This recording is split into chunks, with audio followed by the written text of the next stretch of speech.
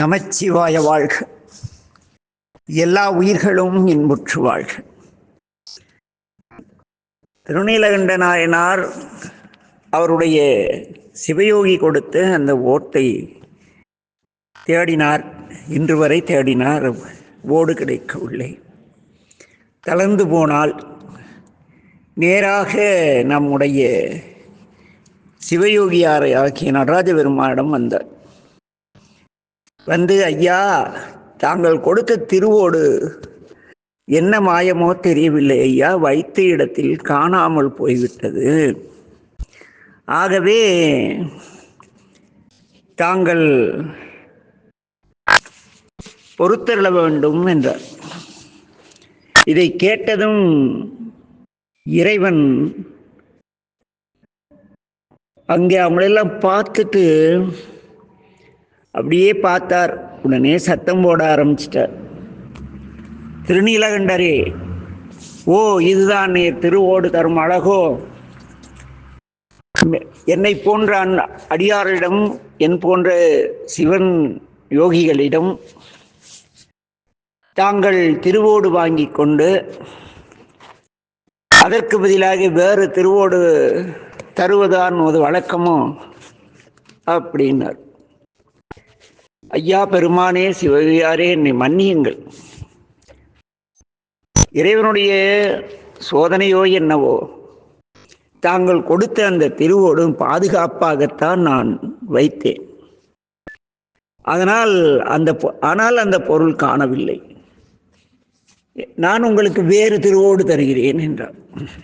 அவ்வளவுதான்.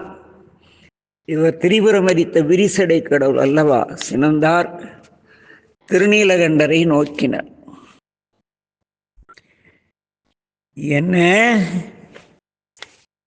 என்ன நினைத்து கொண்டிருக்கிறாய் திருநீலகண்டரே? நீர் என்ன நினைத்து கொண்டிருக்கிறாய்?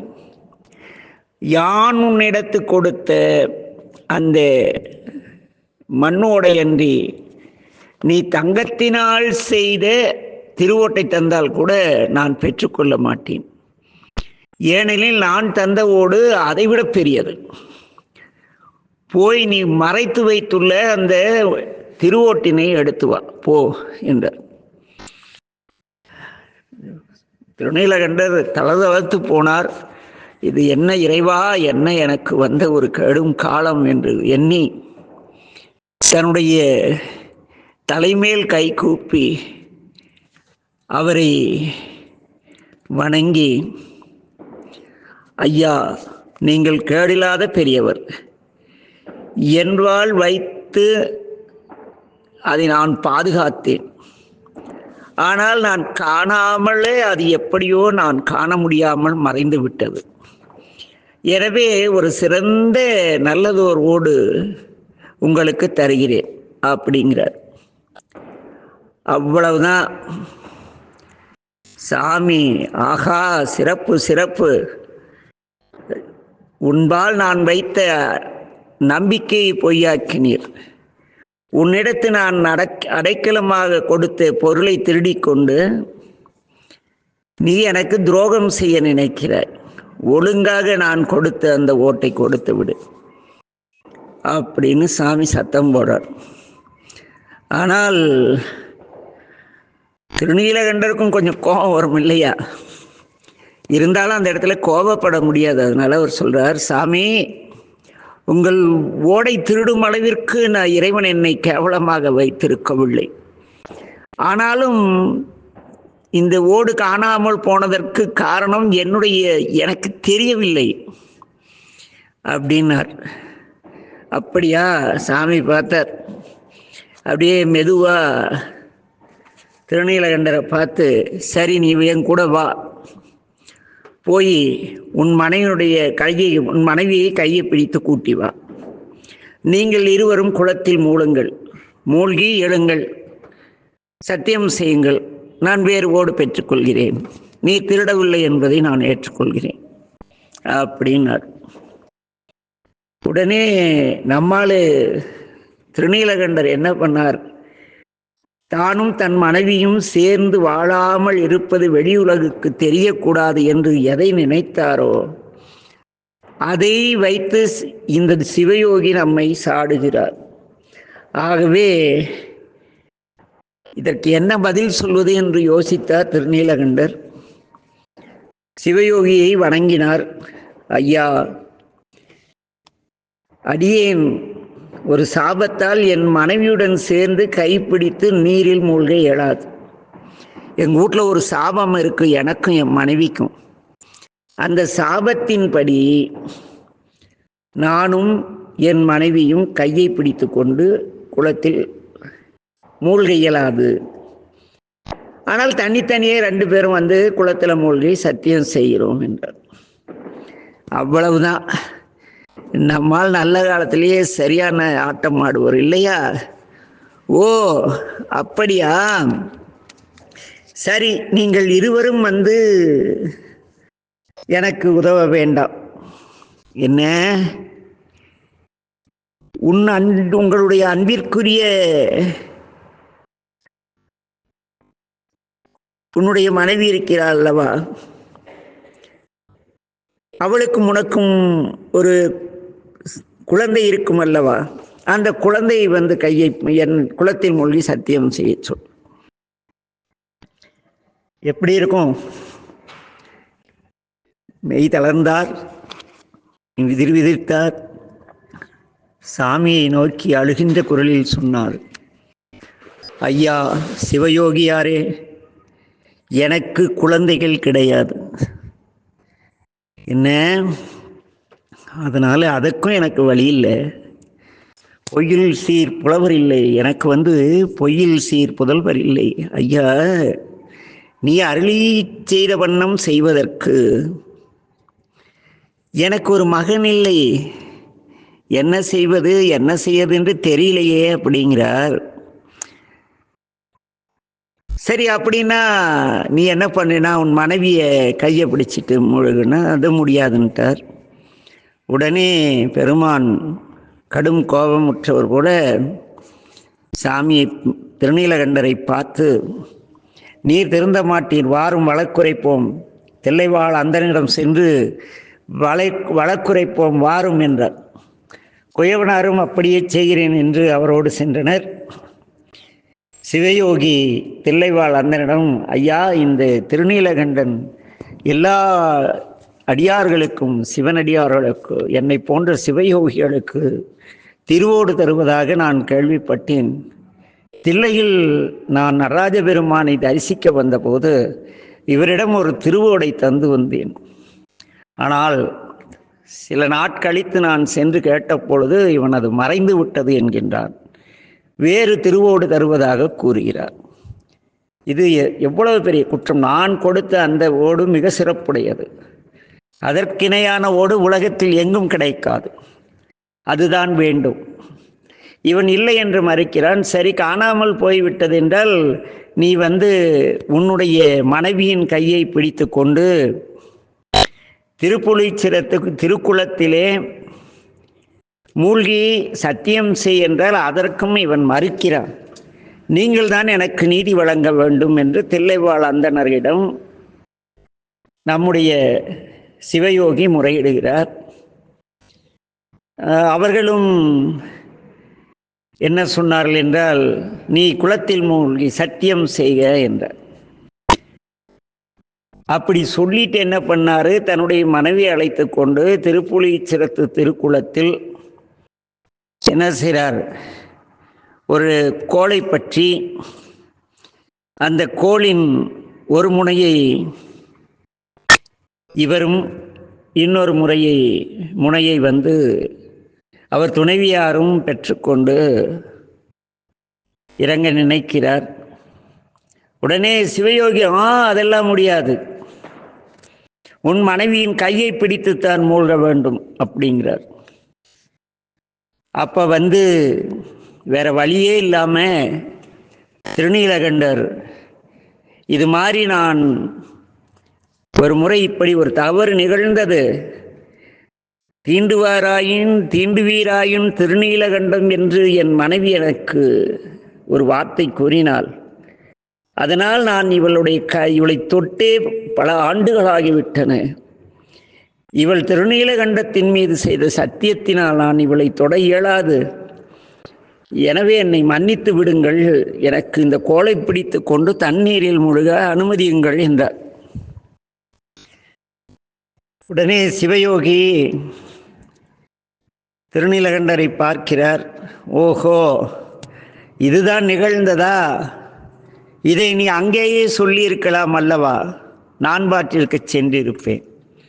நீ இப்படி வெளியுலகுக்கு தெரியாமல் என்ன இவ்வளவு சிறப்பாக வாழ்ந்தாய் என்று தெரிந்திருந்தால் உன்னை அங்கேயே நான் அந்த வழக்கு மன்றத்திற்கு அழைத்து வந்திருக்க மாட்டேன். இருந்தாலும் பரவாயில்லை, இந்த உலகமெல்லாம் நீ அந்த திருநீலகண்டத்தின்பால் நீர் வைத்துள்ள அந்த பற்றை இந்த உலகம் உணர வேண்டும் என்று நடராஜ பெருமான் நினைத்தார் போலும். அதனால்தான் இது நிகழ்ந்திருக்கிறது. பரவாயில்லை, அந்த மூங்கில் தண்டின் கொம்பை பிடித்தவாறு நீயும் உன் மனைவியும் இந்த குளத்தில் இறங்குங்கள் என்றார். அவ்வாறே திருநீலகண்டரும் அவருடைய துணைவியாரும் குளத்திலே மூழ்கினர். மூழ்கி எழுந்த பொழுது அங்கே வயதான திருநீலகண்டரோ அவருடைய துணைவியாரோ இல்லை. தீண்டுவீராயின் பெருநீலகண்டம் என்று அந்த அம்மையார் கூறிய பொழுது எத்தகைய இளமையோடு இருந்தார்களோ அதுபோன்ற இளமை தோற்றத்தோடு திருநீலகண்ட நாயனாரும் அவர் துணைவியாரும் வெளியே வந்தனர். அது கண்டு மக்கள் மகிழ்ந்தனர், ஆரவாரித்தனர். தில்லைவாழ் அந்தனர் அதிசயித்தனர். தேவர்கள் மலர் மாறி பொழிந்தனர்.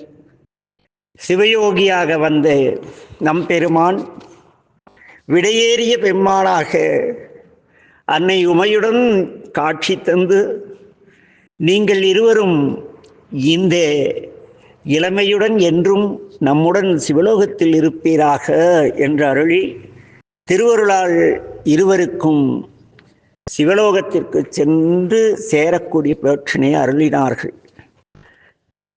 ஆக என் அன்பின் உறவுகளே, நீங்கள் பஞ்சாட்சரத்தின் மேலோ அல்லது திருநீற்றின் மேலோ கண்டிகை மேலோ இறைவனுடைய திருநாமத்தின் மீது வைத்த பற்றினால் உங்கள் துணைவியோ பிள்ளைகளோ யாராக இருந்தாலும் சரி, அவர்கள் அதன் மேல் ஆணையிட்டால் முடிந்தவரை அதை கடைபிடிக்க பார்க்க வேண்டும். ஏனெனில் சாமி நமக்கு தரிசனம் தருவார் அல்லவா. திருநீலகண்டர் பல ஆண்டு காலம் அந்த சத்தியத்தை மீறாமல் இருந்ததற்காக சத்தியத்தின் வடிவினராகிய நடராஜ பெருமான் அங்கு எழுந்தருளி அருள் செய்தார் அல்லவா. ஆக நாமும் என்னுடைய திருநாமத்தின் மீது பற்று கொண்டு நமக்கு ஏற்படக்கூடிய மனத்தளர்ச்சி, உடல் தளர்ச்சி, வயோதிகம், இல்லறத்தில் உள்ள துன்பங்கள் இவற்றை போக்கி வாழ எல்லாம் அல்ல இறைவன் நமக்கு அருள் புரிவார் என்பதை நீங்கள் சத்தியத்தோடு வாழ்ந்தால், சத்தியம் பெறலாமல் வாழ்ந்தால், அதுதான் முக்கியம். சத்தியம் பெறலாமல் வாழணும். சத்தியத்தோட உண்மையாக அவங்க வாழ்க்கை நிறைய வாழ்ந்தால் இறைவன் கண்டிப்பாக காட்சி தந்து, இங்கு நம் இல்லங்கள் தோறும் மார்கழியிலே படித்தோம் அல்லவா, இங்கு நம் இல்லங்கள் தோறும் எழுந்தருளி செங்கமல பொற்பாதம் தந்தருளும் சேவகனி. ஆம், சத்தியத்தோடு இல்லறம் நடத்துபவர்களுக்கு, இல்லறத்தை நல்லறமாக நடத்துபவர்களுக்கு அங்கே எந்த பிணக்குகள் இருந்தாலும் பெருமானே முன்னின்று தீர்ப்பார் என்பதற்கு ஒரு சிறந்த வாழ்வியல் சான்றாக இந்த குயவனாருடைய வாழ்க்கை நமக்கு உணர்த்துகிறது. இந்த திருப்புலீச்சரம் என்பது சிதம்பரத்திலே இளமையாக்கினார் கோயில் என்ற பெயரிலே உள்ளது. வியாக்கரபாதர் புலிக்கால் முனிவர் வழிபட்ட தலம் இது. இன்றும் திருநீலகண்ட நாயனார் அவரது மனைவியாருடன் மூழ்கி எழுந்த குளம் உள்ளது. கோயிலுக்கு மேற்கு புறத்தில் இருக்கிறது. சென்றால் எல்லோரும் சிதம்பரத்திலே நடராஜா மட்டும் பார்த்துட்டு வந்துடும். அதை தவிர்த்து இந்த குளத்திலே மூழ்கி நாமும் மனதினால், நீங்கள் துணையிருப்பவர்கள் துணையோடு மூழ்கி எழுந்த மனத்தினால் இளமையாகுங்கள். செயலால் வாழ்க்கை இனிமையாகட்டும். என்ன, இதுதான் இந்த வரலாற்றில் நமக்கு கிடைக்கும் பாடம். குயவனார் இல்லம் என்பது ஒரு சிறிய அறையுடைய குடிசையாகத்தான், பெரும்பாலும் கிராமங்களிலே இந்த குயவனாருடைய வீடு ஒரு சிறு குடிசையாகத்தான் இருந்திருக்கும்.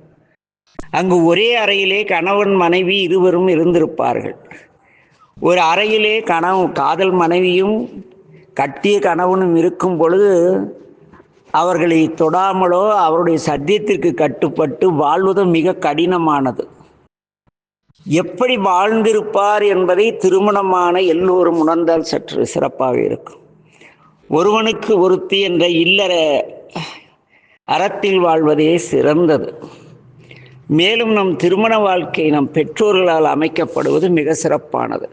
ஆக மாதர்பால் கொண்ட இச்சை நீக்கி வாழ்வது மிக கடினமான செயல் என்பதை நாம் எல்லோரும் உணர்வோம். ஏனெனில் சுந்தரமூர்த்தி சுவாமிகள் அந்த மாதர்பால் கொண்ட இச்சையினால் எத்தனை துன்பம் கண்ணெல்லாம் இழந்து அவர் பட்ட துன்பம் அவருக்குத்தானே தெரியும். ஆகவேதான் இவர் என்ன பண்ணாரு, திருநீலகண்டரை முதல் நாயனாராக பாடினார். தனியடியாரில் முதல் அடியாராக ஏன் சுந்தரமூர்த்தி நாயனார் திருநீலகண்ட நாயனரை பாடினார் என்றால், ஒருவர் தன் மனைவியை பிரிந்து வாழ்வது எவ்வளவு துன்பம். ஒரே வீட்டில் இருந்து கொண்டு வெளியுலகத்துக்கு தெரியாமல் ஒருவரை சரியாக பேச, அது எவ்வளோ கொடுமையானதல்லவா? யோசித்து பாருங்கள். ஏனெனில் சுந்தரர் பறவையை பிரிந்து வாழ்ந்திருக்கிறார், சங்கிலி நாச்சியாரை பிரிந்து வாழ்ந்திருக்கிறார். சங்கிலியை பிரிந்த பொழுது ஏற்பட்ட கண் போய் தெருவா அலைஞ்சி உலகம் போகின்னு சாமி திட்டி எத்தனை கொடுமை இல்லை? ஆக இந்த மாதர்பால் கொண்ட இச்சை எவ்வளவு பெருந்துன்பத்தை தரும் அவர்கள் அருகில் இல்லை என்றால் என்பதை உணர்ந்த சுந்தரர் ஒருவனுக்கு ஒருத்தின இல்லறத்தில் சிறப்புடன் கட்டுப்பாடோடு வாழ்ந்து திருநீலகண்டரை முதன்மைப்படுத்தி திருநீலகண்டத்து குயவனார் கடியேன் என்று முதலில் அமைத்து பாடியது மிக சிறந்த ஒரு வாழ்வியல் சான்று.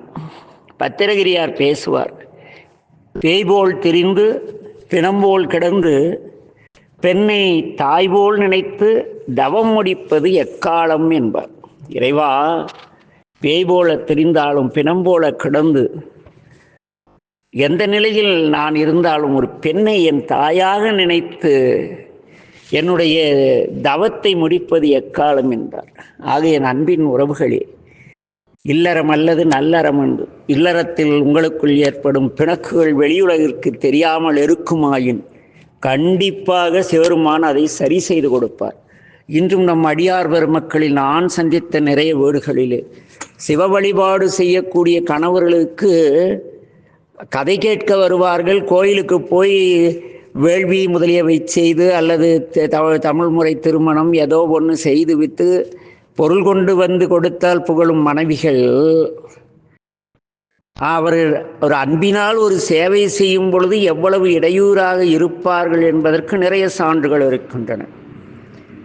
என்ன, ஒரு குடும்பத்தில் தகராறு என்றால் ஊரை கூட்டி ரகசு பண்ணி எங்கள் வீட்டுக்காரர் தப்பானாலும் அங்கே போயிட்டார் இங்கே போயிட்டார்னு அந்த ஆள் மானத்தை வாங்கி கோர்ட்டுக்கு போய் அந்த ஆளை கொல்லாமல் கொன்று அந்த குடும்பத்தெல்லாம் ஜெயிலுக்கு அனுப்பி இத்தனை கொடூரமான பெண்கள் வாழக்கூடிய இன்றைய காலகட்டத்தில் திருநீலகண்டரை போல தவறுணர்ந்து கொண்ட கொள்கையில் மாறாமல் தன் மனைவியை அன்றி பிறர் யாரிடத்தும் எக்காரணம் கொண்டும் தேவையற்ற எந்த பந்தத்திலும் நாம் ஈடுபடாமல் வாழ எல்லாம் வல்ல நடராஜ பெருமானின் திருவடியில் வேண்டி அனைவருக்கும் சகல செல்வ யோகமிக்க பெருவாழ்வும் என்ன மங்களம் என்ப மனை மாட்சி என்றார் திருவள்ளுவர். மனைவி மாட்சிமையுடையவளாக இருக்க வேண்டும். கணவன் எந்த பிழை செய்தாலும் அவனை தன்னுடைய பாதுகாப்பில் மட்டும் கண்டித்து அவனை நெறிப்படுத்தி அவனை நல்வாழ்க்கைக்கு இட்டு செல்ல வேண்டியது அந்த மாட்சிமையுடைய பெண்ணின் கடமை. ஏன்னா அங்கே திருவள்ளுவர் தெளிவாக சொல்வார், மங்களம் என்ப மனை மாட்சி, மாட்சிமையுடைய மனைவி. மாட்சிமை தாங்கிய முதல்வர்களை சொல்கிறாங்க இல்லை, இருக்கோ இல்லையோ அந்த வார்த்தை சொல்கிறாங்கல்ல. ஆக மங்களம் என்ப மனை மாட்சி, மற்றதன் நன்களம் நன்மக்கட்பு. என்ன, நல்ல மனைவியானவள் பொறுமை மிகுந்தவளாகவும் கணவனை அவனை புரிந்து கொண்டு அவனை நெறிபிடித்து வாழ்பவர்களாக இருந்தால் கண்டிப்பாக அந்த குடும்பம் நன்மக்களை பெற்று சிறப்பாக வாழும். அதற்கு எல்லாம் வல்ல என் தந்தை மேட்டூர் மீனாட்சி சொக்கநாத பெருமானின் பேரருள் அனைவருக்கும் கிடைக்க வாழ்த்தி, நாளை ஒரு வித்தியாசமான நாயன்மாரை சந்திப்போம். ஏனெனில் இவர் வாழ்ந்துக்கிட்டு வீட்டுக்குள்ள தவம் செய்தார். அடுத்தவர் ரொம்ப ஒரு ஏற்றுக்கொள்ள முடியாத ஒரு வரலாறு, அடுத்த வரலாறு. அது என்ன? நாளை சிந்திப்போம். நமச்சிவாய் வாழ்க. எல்லா உயிர்களும் இன்புற்று வாழ்க. திருச்சிற்றம்பலம்.